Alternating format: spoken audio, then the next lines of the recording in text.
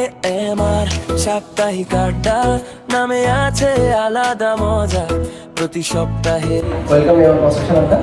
আজকে আমরা একজন ডিপ্লোমা ইন সিভিল ইঞ্জিনিয়ারিং স্টুডেন্টদের পোস্ট কমপ্লিট করার পর কী সমস্যা পড়ে তার নিয়ে আলোচনা করবো।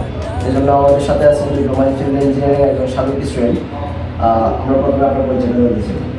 আমি আমিনুল দোহন্তু, diploma in civil, Lakshmipur polytechnic institute. আচ্ছা, কন্ডিশন ডিপ্লোমা কমপ্লিট করছে 2026 সালে। আমরা আপনার থেকে প্রথমে জানতে চাইবো একজন ডিপ্লোমা ইঞ্জিনিয়ারিং স্টুডেন্টদের কখন থেকে প্র্যাকটিক্যাল কাজ শুরু হচ্ছে।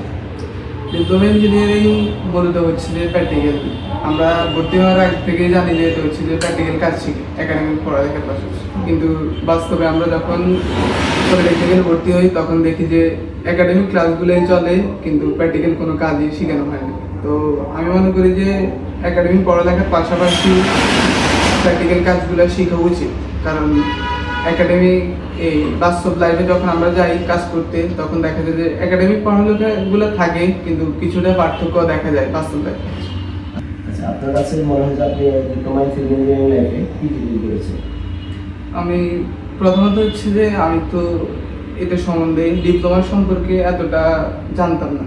তো পরবর্তীতে যখন পলিটেকনিক্যালে আসি তখন বড় ভাইদের সাথে আলোচনা করি বা বুঝতে পারি তখন ডিপ্লোমাটা কী। তখন তারা বলে যে ডিপ্লোমাটা হচ্ছে যে প্র্যাকটিক্যাল কাজ এবং একাডেমিক পড়ালেখা দুটোই করতে হবে। আচ্ছা, কি ডিপ্লোমা ইন সিভিল ইঞ্জিনিয়ারিং কি তার না জেনে কোর্স হয়ে গেলে? জি, আমি যখন এইচএসসি শেষ করি তখন আমার ভাইয়া, মেজো ভাইয়া, উনি বলে যে আমার আম্মু বলে যে তোমার এই প্র্যাকটিক্যাল অর্থাৎ কারিগরি সেক্টরে ভর্তি করে। তখন কারিগরি সেক্টরে ভর্তি করাতে যাই ডিপ্লোমাতে ভর্তি করি। ডিপ্লোমা কারিগরি সেক্টর আর ডিপ্লোমা হলো এক না। ডিপ্লোমা একটা, ডিপ্লোমা ডিপ্লোমা ইঞ্জিনিয়ারিং আর কারিগরি হলো 6 মাসের কোর্স, যেটা হলো কারিগরি কোর্স।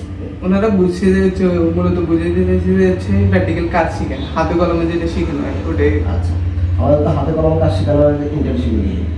আমরা যখন কোর্স করা হয় আমাদের প্র্যাকটিক্যাল থিওরি থাকে 3.5 বছর, মানে আমাদের 8টা সেমিস্টার আমাদের 7টা সেমিস্টার থিওরি, আর 8ম সেমিস্টারে গিয়ে আমাদের ইন্টার্নশিপে গিয়ে সরাসরি সম্পূর্ণটা হাতে কলমে শেখানো হয়। আচ্ছা, আমাদের ইন্টার্নশিপে কী কী শেখা দরকার? ইন্টার্নশিপে শেখা দরকার হচ্ছে site supervision, site visit, estimate, filing, এরপরে হচ্ছে যে আরো লেআউট দেওয়া। প্রথম বিষয়টা হচ্ছে লেআউট দেওয়া। লেআউটের উপরে নির্ভর করে আমার প্রত্যেকটা কলাম লেআউট, ফুটিং লেআউট, এই লেআউটটা আমি শিখতে হবে। আচ্ছা আচ্ছা, আপনি ইন্টার্নশিপ কমপ্লিট করেছেন, আপনার ইন্টার্নশিপে আপনি কী কী শিখেছেন আর কী কী শিখতে পারেন? আমি ইন্টার্নশিপে শিখতে পেরেছি হচ্ছে প্রথমে লেআউট দেওয়া, এস্টিমেট করা, তারপরে হচ্ছে যে ক্যাড অটোগেটের কাজ করা। কী কী শিখতে পারেন? শিখতে পারে হচ্ছে যে বাস্তব জীবনে গিয়ে একজন ইঞ্জিনিয়ার কীভাবে প্রপারলি কাজ করতে পারে, মানে ওই জিনিসটা আমি শিখতে পারি। একাডেমিক আর প্র্যাকটিক্যাল কাজ কোন ক্ষেত্রে কোন কাজটা বেশি শেখা দরকার? দুটাই শিখতে হবে। যেমন হচ্ছে যখন আমরা পলিটেকনিক্যাল একাডেমিক লাইফে থাকি তখন হচ্ছে যে আমাদের রেজাল্ট গুরুত্বপূর্ণ, আবার যখন আমরা বাস্তব লাইফে আসি কাজ করতে আসি তখন আমাদের প্র্যাকটিক্যাল কাজগুলো গুরুত্বপূর্ণ। আপনি যখন অন্তরটা তুলে যাচ্ছেন, তখন অন্তর তুলে এসে আপনার কী কী শেখা প্রয়োজন ছিল বলে আপনি মনে করেন? আমি মনে করি প্রথম হচ্ছে যে আমার এক্সেল, ওয়ার্ড, এমএস ওয়ার্ড এগুলোর কাজ আরও ভালোভাবে শেখা দরকার ছিল, এবং আমাদের যেটা প্রয়োজন ক্যাড সফটওয়্যারটা ওটা কাজটা প্রপারলি শেখা উচিত ছিল, এবং এই মাঠে যে প্র্যাকটিক্যাল কাজগুলো ওইগুলো আরও ভালোভাবে শেখা দরকার ছিল। আচ্ছা, আপনি যদি এখন diploma in civil engineering student থাকতেন তাহলে আপনি নিজে কি শিখতেন, আর বর্তমানে যারা diploma in civil engineering student আছে তাদের প্রতি আপনার কী পরামর্শ থাকবে?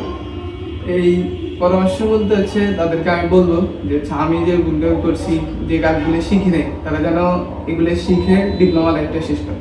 যেমন হচ্ছে এমএস এর কাজ, এক্সেলের কাজ, অটোগেটের, যারা সিভিল আছে তারা যেন অটোগেটটা প্রপারলি শিখে। একটা পরামর্শ থাকবে হচ্ছে তাদেরকে অটোগেট সফটওয়্যারের যে কাজগুলো এবং প্র্যাকটিক্যাল কাজগুলো এগুলো যেন 3rd সেমিস্টার থাকাকালীন থেকেই তারা শুরু করে। আচ্ছা আচ্ছা, ধন্যবাদ আপনাকে আমাদের সময় দেওয়ার জন্য। অর্থাৎ দর্শক বুঝতে পারছেন আমাদের ডিপ্লোমা ইন সিভিল ইঞ্জিনিয়ারিং স্টুডেন্টদের কী কী শেখা উচিত, কখন থেকে শেখা উচিত।